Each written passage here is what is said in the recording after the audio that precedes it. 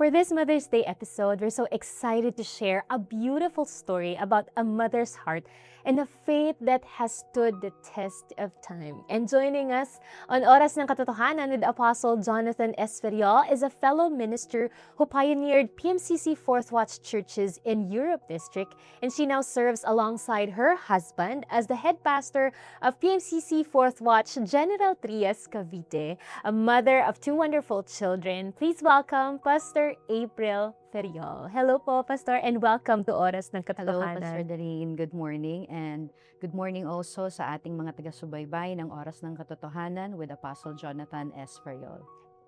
First of all, Happy Mother's Day po. Happy Mother's Day din po. Thank you so much. And talking about motherhood, sa tingin po ninyo, gaano kayo nabago nang kayong maging isang nanay? Tingin ko ito yung napakalaking lesson na pwedeng matutunan ng isang babae. I became more selfless pagdating sa pagiging nanay. And mas lalong lumalim yung pag-intindi ko, pag-unawa ko kung ano ang pag-ibig. Kasi for me, mothers are the embodiment of God's love. Unconditional, generous. Parang you will discover another level of yourself when you become a mom. Yes, opo. Hindi ko na-imagine na kaya ko palang magbigay ng ganito ng buong sarili mo sa anak mo. Hindi ko na-imagine na may ganun palang klaseng strength ang mga nanay when it comes to their children. We lost our firstborn, si Thirdy. The most challenging time of being a mother and I think bilang tao. At the age of 2 days old, Thirdy was comatose. So during the pregnancy, walang kahit anong sign or No, not from at all the po. test, yung ultrasound? Yeah, everything was normal. Everything was okay. So, kampante kami na lahat okay. So, yung sakit ni Thirdy is a rare disease. So, hindi siya ordinaryong sakit. In fact, ang sabi sa amin ng geneticist na humawak sa kanya, dito sa Philippines, ang known and diagnosed ng rare disease dun sa case ni Thirdy is 4 na tao lang. Something that's in the liver. So, ang tawag sa kanya is urea cycle disorder. May process na ginagawa sa liver natin to eliminate the toxins. So, dun sa link dapat na meron sa liver process natin, may missing link yung kay Thirdy. And ang explanation po sa amin is it's a gene mutation. So, during pregnancy siguro nagkaroon ng mutation dun sa mga genes and it created that disease. Anong sinabi mo sa Panginoon at that time? Well, I'll be honest as I can be. Why? Why? Meron ba kaming kasalanan? Did we do something na talagang that bad para mangyari to sa amin? So that was my human heart. My mother's heart. As early as 3 days old, brain damage na si Thirdy. Dahil yung disease niya, the link that was missing, it makes the ammonia goes up. That's why he was dialysis at the age of parang weeks old pa lang siya. Binuksan na yung dito niya, binutasan, para lang ma-eliminate yung ammonia. And thank God, dahil after nung mga maneuver na ginawa sa situation niya, he was able to come out of the coma. Nagising siya. Na-enjoy pa namin kahit papaano for 10 months. Although nandun yung disease. Pero kahit papaano, parang pinahiram pa din kami ng Panginoon ng ilang buwan para ma-enjoy namin yung bata. But still, alam mo, Pastor Darlene, yung parang naging impact din sa amin bilang parents nun. Parang yung mga maliliit na bagay, natutunan naming sobrang i-appreciate dahil sa nakita namin doon sa baby. Parang yung gumawa lang siya ng sound, parang sobrang saya na namin. Kasi since brain damage siya, hindi siya marunong dumede, hindi siya marunong mag-smile, hindi siya marunong tumingin. Nothing at all. Kaya yung marinig mo siyang tumawa ng konti, parang wow. Wow na sa amin yun ni Pastor Archie. That hard. paano niyo po hinandle that situation, that answer sa isang bagay na hindi niyo naman pinanalangin din? The time of testing, walang clear answers. You have to go through it nang parang walang sagot. And later na lang din namin nakuha yung sagot. It was bound to happen. It was a testimony in the making. Yung provision ng Diyos hindi nagkulang. Yung sakit ni Thirdy, walang mga gamot na nandito sa Pilipinas. Lahat abroad. Day by day, hinahayaan naming dalhin na lang kami ng Diyos. Kasi we don't know what to do. And then, when that time comes na bumalik na siya sa Panginoon, papaano po kayong mag-asawa? Hindi ma-explain yung grief na nararamdaman. It was hard.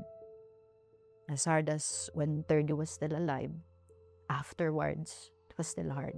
Tingin ko yan yung grief na, for me as a mother, hindi na mawawala. Parang habang buhay mo na siyang dala, talagang biyaya lang ng Diyos ang bumuhat para ma-survive yung araw-araw. You know, Pastor April, I can't imagine yung hirap, yung pagod, yung puyat, physically and emotionally. Gaya ng bilang isang nanay din. But by God's grace, God carried you through. What is one of the best lesson that you learned from that experience? I was proven one thing. During the darkest, during the most painful, during the hardest time of your life, you're not actually alone. Hindi mo man minsan maintindihan yung nangyayari. Mararamdaman mo, niyayakap ka ng Diyos. In many ways possible. Provisions, people around you, the church, everything. Na kapag pagbubulayin mo siya ngayon, oh, it was God. It was God.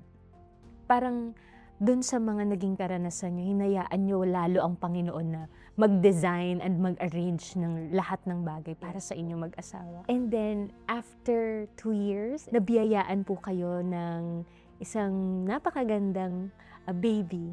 With Sophie, everything was normal. Everything was smooth.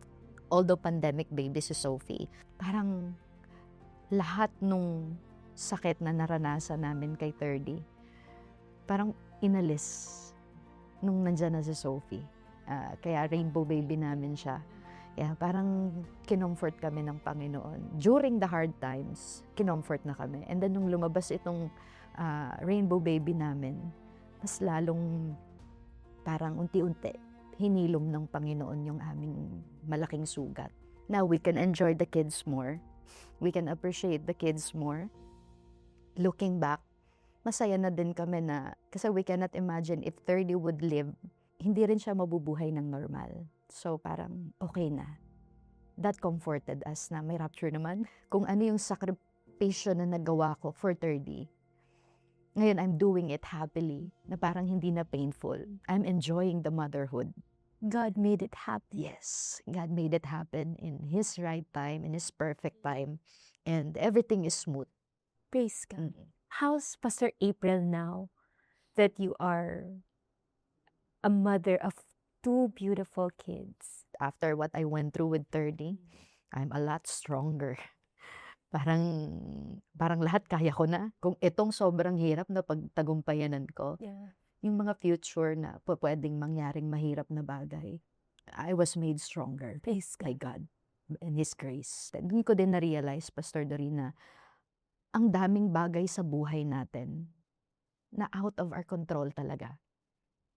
Talagang hindi mo makokontrol eh. Sobrang dami. And that's where faith comes in. Trusting in the things that you do not know. Putting your trust in the Lord for whatever will happen. Bahala ang Diyos. So, pinalalim ng Panginoon yung aming pagtitiwala sa Kanya. Hanggang ngayon, mas masasabi kong mas malalim ang pagkakilala ko ngayon sa Diyos.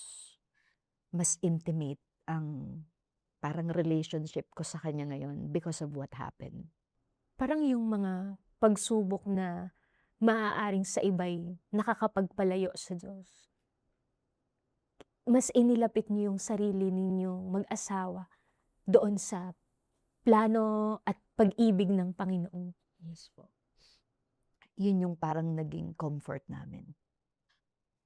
May phase ng grief, may phase ng realization. So when the realization came, oh, it was God. Parang, yeah, it was God. Carrying us through, providing us with everything.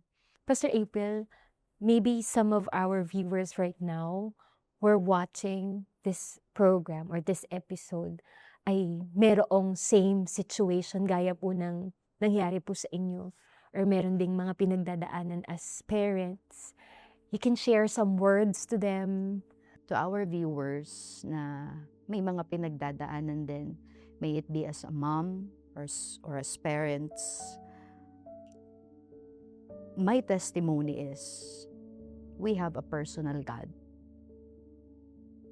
At ang Diyos nakikitungo sa iba't iba nating kalagayan.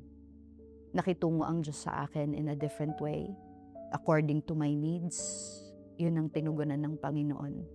And I can be sure na kung ano man po yung inyong pinagdadaanan ngayon, you also have a personal God. That personal God will respond to your personal needs. At the time of testing, mahirap maintindihan po lahat. Hahanap at hahanap ka ng sagot sa napakaraming bakit. Pero isang bagay ang huwag mong kakalimutan. Ang Diyos hindi masamang Diyos. Mabuti ang Diyos. Maybe He allows bad things to happen, pero He'll make sure He makes the way for you to go through it, and after that, the blessings. Kaya sa ngayon, maybe nag-struggle ka kung ano man yung pinagdadaanan mo right now, but just wait. Matatapos din yan. At ang Panginoon, laging may magandang plano na nakadesenyo para sa bawat isa sa atin. So you have to be patient. You have to have faith. Habang naghihintay ka. Sister April, thank you so much for sharing your testimony, your faith, and your heart dito po sa aming program. And allow us to share this with you, our appreciation. God bless you po. Thank you from Oras ng Katotohanan. Happy Mother's Day Happy po. Mother's Day. Again, Happy Mother's Day to everyone.